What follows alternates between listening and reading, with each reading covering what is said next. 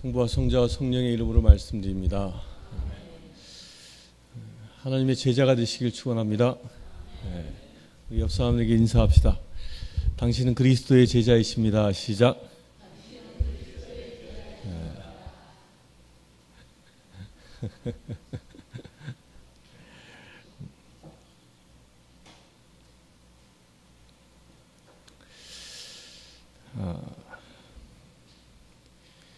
복음서에 예수님을 따르는 무리를 나눈다면 크게 두 가지로 나누어집니다.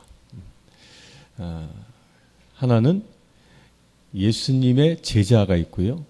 또 하나는 군중이라 불리는 무리가 있습니다. 이 둘은 늘 예수님을 따라다녔던 사람들이에요. 예수님을 박해한 사람들 빼놓고 성경에 등장하는 인물 가운데 예수님을 따라다닌 사람들. 근데 성경에서는 제자들에 관하여는 그들의 숫자도 이야기하고요. 제자들에 관해서는 이름도 기록하고 있습니다. 그런데 군중에 관해서는 그냥 군중이다라고 표현합니다. 숫자로 기껏 표현한 것이 오병이어때 보면 남자만 5,000명이다. 뭐 이 정도로 뭉뚱그려 표현을 합니다. 그럼 왜 그렇게 표현했을까? 제자에 관하여는 아주 자세하게 이야기합니다. 또 성경에 보면, 복음서에 보면 제자들을 따로 불러서 가르치는 이런 장면도 나오죠. 따로 불러서 가르치기도 합니다. 왜 제자와 군중을 이렇게 분리했을까? 다 보면 예수님을 따라다녔던 사람들. 제자들은 물론 예수님과 숙식도 같이 했지만 군중들도 그에 못지않은 열정이 있었습니다. 어떤 열정이었어요? 예수님이 갈릴리 호수를 건너서 배를 타고 건너가시니까 군중들이 어떻게 그걸 딱 쳐다보고 있다가 예수님이 당도할 그 반대편으로 뛰어가잖아. 배를 타고 갈릴리를 질러가는 게 빠르겠어요? 갈릴리 호수를 뛰어서 삥 돌아서 뛰어가는 게 더 빠르겠어요? 근데 그만한 열정이 있다는 거예요. 이 갈릴리 호수가요. 저기 가보니까 정말 그걸 바다로 부를 만 하더라고요. 굉장히 큰 호수예요. 그 지름이 굉장히 넓은 호수예요. 근데 그걸 가로질러 가는 배를 따라잡기 위해서 그 군중들이 그냥 건너편까지 팍 뛰어가고 있었으니 얼마나 그들의 열정이 컸겠냐는 거예요.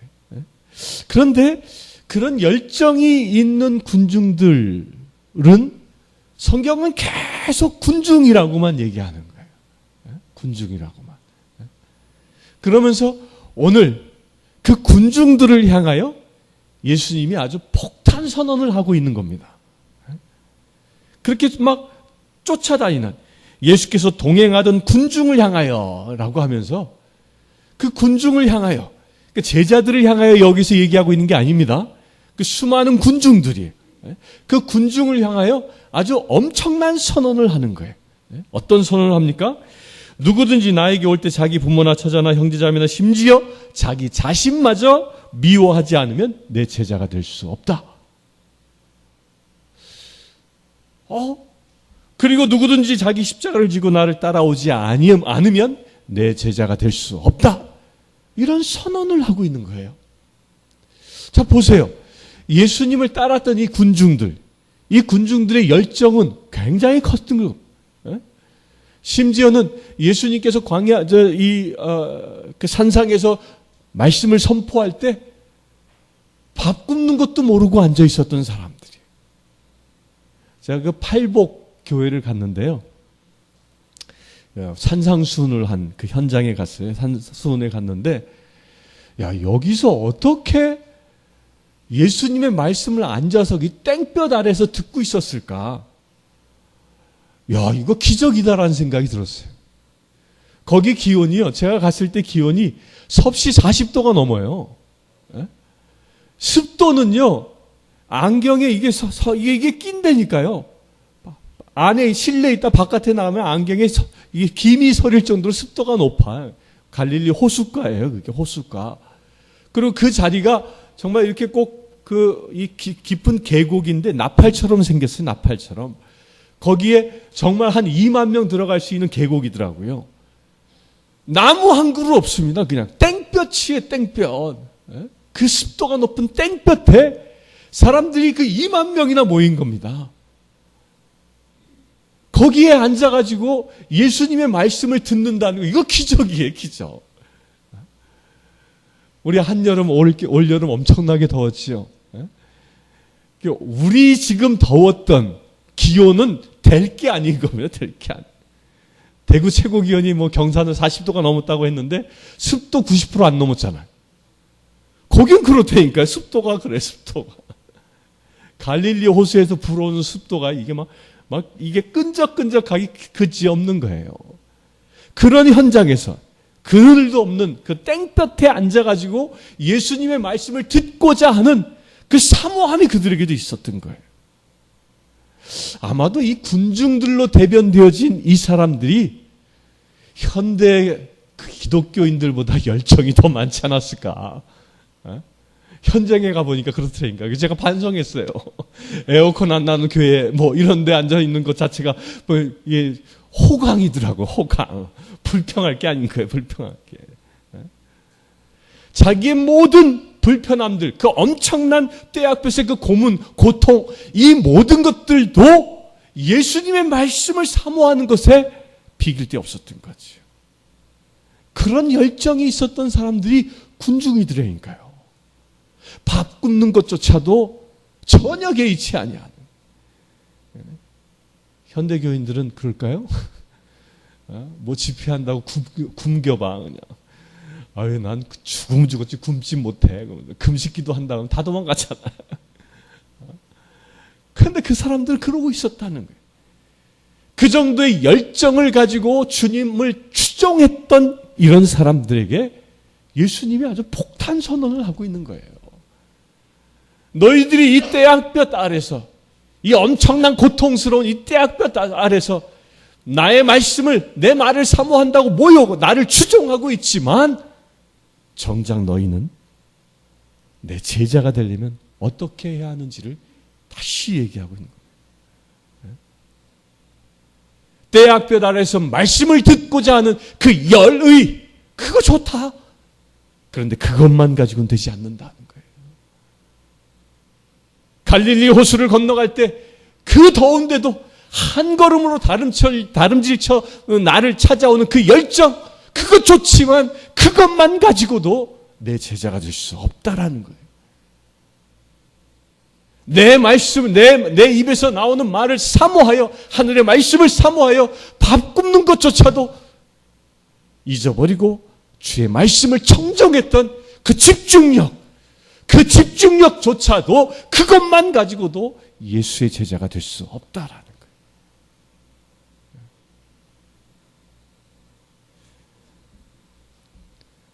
무엇까지 주님은 요구하십니까? 무엇까지? 자기 부모나 처제나 형제자매나 심지어 자기 자신까지도 미워하고, 그리고 자기 십자가를 질 수 있는 자여만이 뭐한다? 나의 제자가 될 수 있다라는 거예요. 그런데 왜 예수님은 이런 폭탄 선언을, 그런 열정을 가지고 쫓아오는 사람들에게 했을까요? 왜 했을까요? 여기에는 분명한 차이가 있습니다. 군중과 제자는 목적이 다르기 때문에 그런 거예요. 예수님을 따르는 목적이 다르다는 거예요. 예수님의 제자들은 예수님을 따르는 목적이 있었습니다. 그게 목적이 뭐예요? 우선 첫째로 주님이 그를 직접 택하셨어요. 나를 따르라라고 명령하셨어요. 그 나를 따르라라는 그 명령에 제자들은 어떻게 반응했죠? 순종한 거예요. 순종한 거. 그러니까 예수님의 제자들은 주님의 부르심을 듣고 그 말씀에 순종하는 사람들이 예수의 제자들이었어요. 그래서 그 부르심에 뭐예요? 자기의 모든 것을 던져놓을 수 있었던 것입니다. 베드로는 뭐까지 던져놨죠? 저기 고깃배까지도 건져놨습니다. 갈릴리에서 고깃배 2척을 가지고 있으면 당대의 어마어마한 부자였던 거예요. 선주였잖아요, 선주. 그 모든 부와 영화들을 다 내려놓은 것이 곧 제자라는 그 집단들은 그들의 이상, 그들의 목적은 뭐예요? 순종이었다라는 거예요. 예수 그리스도의 말씀에 온전히 순종하고자 하는 그 마음 하나가 제자 되게 만든 것이죠. 그런데 반면에 군중은 어떤 존재예요? 군중은요, 잘 보십시오. 성경을 잘 보면 예수님께서 군중들을 불러 모았다라고 얘기하지 않아요. 제자들을 세상에 보내서 수많은 사람들 불러 모아라 라고 얘기하지 않습니다. 군중들은 예수님의 소문을 듣고 그냥 자기가 알아서 찾아온 사람들이에요. 근데 찾아왔는데 그 찾아온 사람들이 무엇 때문에 찾아왔을까요? 성경에 잘 보면 수많은 군중들이 모였을 때 예수님께서 말씀도 전하시지만 뭐 하셨다고 얘기하고 있냐면 그들의 병을 고치셨다 그래요. 귀신 들린 자는 귀신을 쫓아내고 병든 자는 치유하고 이 사역을 엄청나게 하신 거예요. 그 군중들을 이 성경에 잘 보면요, 예수님의 제자들을 치유하셨다 이런 얘기는 없어요. 예수님의 제자 가운데 베드로의 장모를 치유한 얘기는 나와. 예수님의 제자 가운데 죽은 나자로를 다시 살려내는 이야기는 나와요. 그런데 예수님의 제자들이 자기 병을 안고 예수께 와서 고쳐달라고 얘기했다는 얘기는 나오지 않습니다. 그런데 군중들은 그렇지 않았다는 거예요. 자기 병든 것을 가지고 주님 앞에 나왔고 그것이 치유받기 원했다는 거예요. 그 산상수훈 현장에 서서 보니까 정말 예수님 또한 존경스럽더만요. 거기 모여서 말씀을 듣는 무리들도 존경스럽지만 그 수많은 무리들을 치유하시기 위하여 하나하나 손을 얹어서 기도하시는 주님. 그 엄청난 떼약볕 밑에서 그 고통을 감내하고도 기도하시는 주님. 그거 참 대단하신 분이에요. 우리와 똑같은 육신을 가지신 그분이 그 일을 감당했다라는 거. 그 기적 아닙니까? 대단한 거지요. 그 엄청난 주님의 그 헌신 아래 수많은 사람들이 모였는데 그 군중들은 예수님을 뭐예요? 예수님 앞에 나온 목적이 뭐였습니까? 자기의 필요를 채우기 위하여 예수께 나왔다라는 거예요. 그러니까 군중과 제자의 차이가 여기에 있는 겁니다. 제자는 주님의 말씀에 순종하여 주님께 나온 사람들이고 군중들은 자기들의 필요를 채우기 위하여 예수 앞에 나온 사람이라는 거예요. 이게 군중과 제자의 차이입니다. 여러분들은 군중입니까? 제자입니까? 한 분은 자신 있게 나 제자요라고 얘기하고 나머지 나도 제자라고 얘기하고 싶은데 왠지 캥기는 게 있는데 뭐 마음에 캥기는 게 있는지 제자 되시길 축원합니다. 내가 제자 되는 비밀이 여기에 있는 거예요. 비밀이 뭐예요?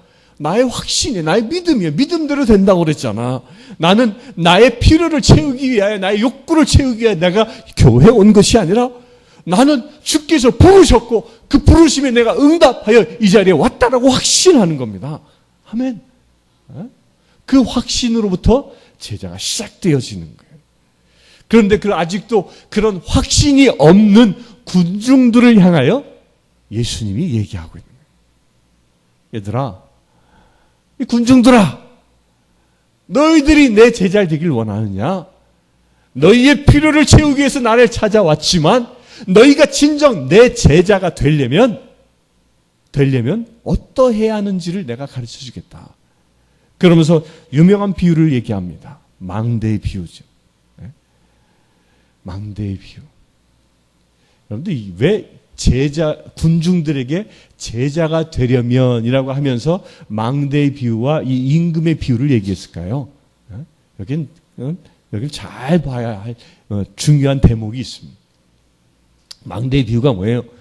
어떤 사람이 망대를 지으려고 한다. 그런데 짓다가 다 못 지으면 사람들이 손가락질 할 거 아니냐?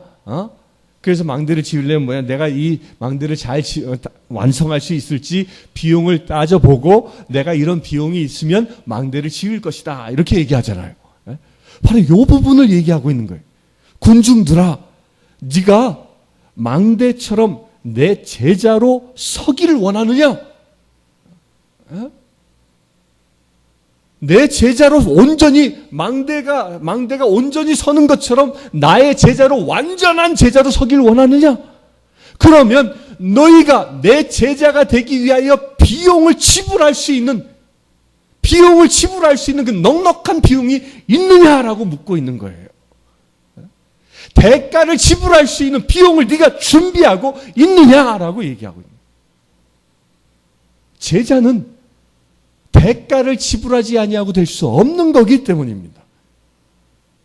곧 내가 이 세상에서 가지고 있는 모든 것들을 취하고 더불어 하나 더 예수님의 제자라는 액세서리를 더하는 것이 아니라 하는 거예요. 망대를 지을 때는 자기의 모든 비용을 다 들여서 지으려고 하는 것처럼 너희가 나의 제자가 되려고 한다면 네가 가지고 있는 모든 것을 한번 계산해 보아라. 제자라는 망대를 완성할 만큼 네가 그 비용을 갖추고 있는지 한번 살펴보라라는 거예요. 그러면 제자가 되기 위한 그 비용은 뭘까요? 그 비용이 뭘까요? 그 비용의 가장 첫째 이런 겁니다. 네가 나의 제자가 되기 위해서 예수님께서 끊임없이 요구하시는 것이 있어요. 그게 뭐예요? 믿음이에요. 믿음이에요. 어떤 믿음을 요구하고 있습니까? 어떤 믿음을? 너가 나를 따라오는데 내가 이 세상의 구세주 메시아 하나님의 아들임을 믿느냐라는 거예요. 내가 너를 구원하였음을 믿느냐라는 거예요. 이 믿음을 이야기하고 있는 겁니다. 이건 단순한 믿음의 입술의 고백만을 얘기하는 것이 아니에요. 내가 너의 메시아, 너의 주임을 믿느냐라는 이 비용은 뭘 얘기하고 있는 거예요? 내가 나의 전부를 다하여 예수를 따르고자 하는 그 마음이 있느냐를 얘기하고 있는 거예요. 첫째 비용이 그것입니다. 내가 진정 예수 그리스도를 구주로 고백하고 주님을 중심으로 모시며 살아갈 수 있는 그 삶의 대가를 치르는 것, 이게 비용이라는 겁니다.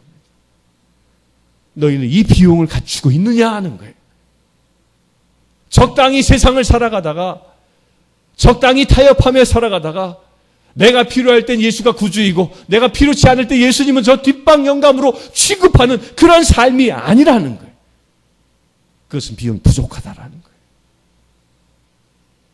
군중들에게 그 질문하는. 군중들은 결국 이 질문을 받은 군중들은 어떻게 했습니까? 예수님께서 빌라도에게 심판받을 때 다 떠나가 버리고 맙니다. 다 떠나가는 거예요. 마지막 예수님의 말씀조차도 그들은 순종치 않고 다 떠나갑니다. 지금 우리에게 주님은 똑같은 질문을 하고 계십니다. 너희가 나를 따르는 제자 되길 원하느냐? 그렇다면 믿음의 대가를, 믿음의 비용을 준비하여 지불하라라는 거예요. 그 믿음의 비용은 어디에서 지불하는 것입니까? 내 삶의 현장에서 지불하는 겁니다.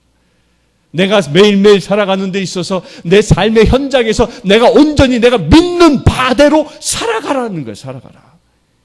이게 비용을 지불하는 겁니다. 내가 예수 그리스도의 은혜로 인하여 죄에서 자유함을 얻었다라고 내가 믿고 있다라면 이제 더 이상 죄의 올가미 속에서 속박당하지 아니하고 죄로부터 자유함을 누리며 살아가라는 거예요. 이게 믿음의 삶인 것입니다. 내가 예수 그리스도를 통하여 내 상처가 치유받았다라고 믿고 있다라면 과거의 모든 아픔과 상처로부터 자유함을 얻어 살아가라는 거예요. 이게 비용을 지불하는 겁니다. 이 믿음의 비용입니다. 이것을 온전히 지불하는 것이 내 삶에서 이루어지지 않고 있다면 안 됐지만 그는 망대를 완성할 수 있는 비용을 갖춘 자가 아니라는 것입니다.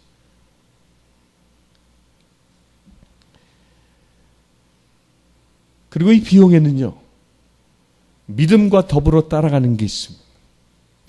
믿음은 철저히 나의 행실로 보여져야 한다고 그랬죠.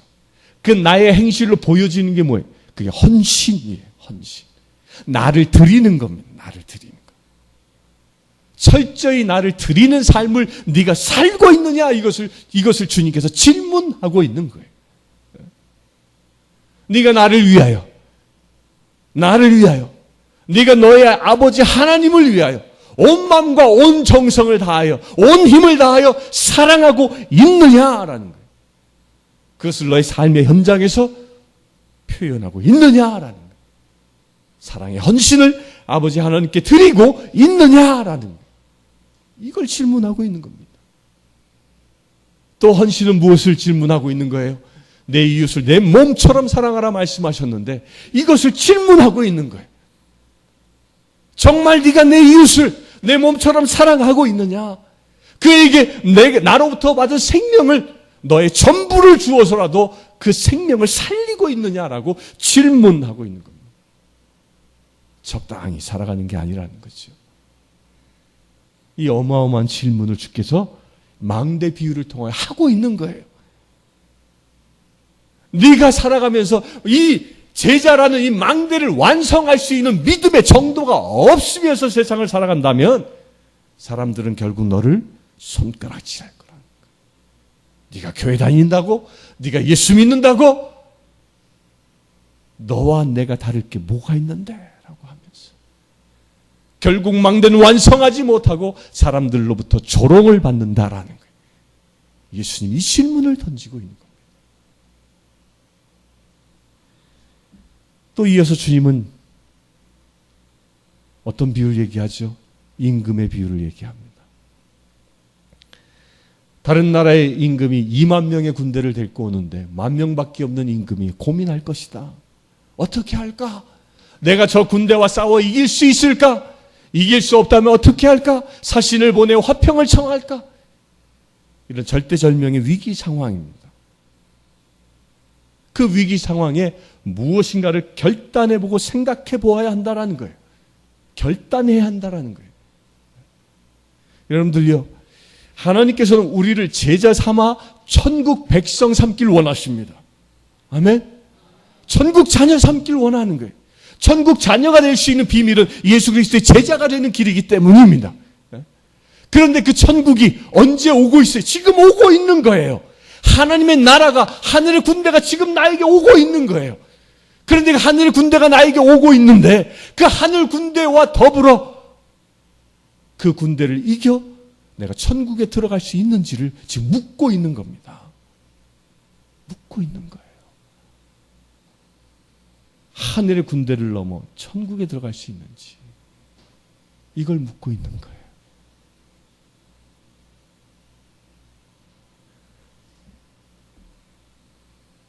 우리가 세상을 살아가면서요, 신앙생활 하면서 생각 없이 신앙생활 하는 걸 보고 뭐예요? 그 맹종이라 그래요. 그걸 맹신이라 그래요. 맹신.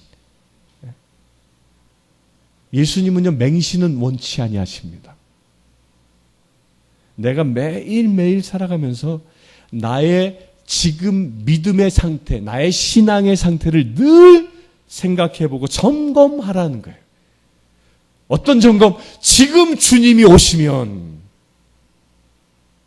지금 하늘의 군대가 나에게 온다면 내가 그것을 넘어 주의 나라에 갈 수 있는지, 아니면 어떻게 하라? 빨리 화평을 청하라는 거예요. 화평을 청한다는 게 뭐죠? 군대가 오는데 내가 당할 재간이 없어요. 그럼 화평을 청한다는 건 뭐예요? 화평을 청한다는 것은요, 내가 상대에게 굴복한다라는 거, 엎드린다라는 거예요. 엎드린다. 예? 우리 역사에서 이런 일이 꽤 있었잖아요. 남한산성에서 임금이 나가서 그 장군 앞에서 엎드렸잖아요. 엎드렸잖아요. 예? 화평을 청한다라는 거, 그것이 내가 하나님의 나라의 것을 사모하는데 그 하늘의 군대가 지금 나에게 달려오는데 지금 내가 나를 돌아보니까 그 군대를 이길 수 있는 힘이 없어. 그 믿음이 없어. 그러면 어떻게 하라? 빨리 자복하라는 거야. 빨리 자복하라. 빨리 회개하라는 거야. 빨리 회개하라. 주님 앞에 엎드리는. 그렇게 회개하는 자가 뭐예요? 그렇게 엎드려 나를 낮추고 엎드려 주님 앞에 복종할 수 있는 자가, 그런 자가 뭐예요? 제자 될 수 있다라는 거예요. 주님은 이 시간 우리에게 이것을 요구하십니다. 너희가 이 세상을 살아갔는데 군중으로 살아가지 아니하고 온전히 믿음의 사람으로 믿음의 대가를 지불하며 주님의 제자 되라고 말씀하고 있습니다. 그 말씀의 결과가 무엇입니까? 오늘 읽진 않았지만 이어서 나오고 있는 34절과 35절에 이어져 나오는 말씀이, 소금은 좋은 물건이다. 그러나 만일 소금이 짠맛을 잃으면 무엇으로 다시 짜게 하겠느냐? 우리가 제자 되어진다면 우리가 세상을 뭐야? 소금처럼 소금의 역할을 감당하는 자 된다는 것이, 소금처럼 이 세상을 살맛나는 세상으로 바꿀 수 있는 자 되어진다는 겁니다. 우리가 그리스도의 제자가 되어진다면, 온전한 믿음으로 헌신하고 순종하며 살아간다면 이 세상의 그 부패한 것들을 방부할 수 있는 소금의 역할도 감당한다는 것입니다. 곧 제자 되어진 자들이 세상에 나아갈 때 온전히 소금의 역할을 감당하는 것이죠. 우리는 그런 일들이 일어날 줄 믿습니다. 우리가 수가 작다고 염려할 거 하나도 없습니다. 우리 찌개 끓일 때 소금 얼만큼 내요? 얼만큼 치죠? 찌개에 냄비만큼 칩니까? 조금 치잖아요. 그걸 간을 맞춘다 그러죠.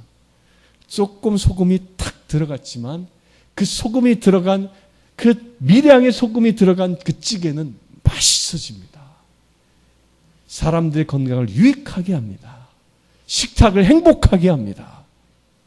그 역할을 할 수 있는 제자 되라고 주께서 이 시간 말씀하고 있습니다.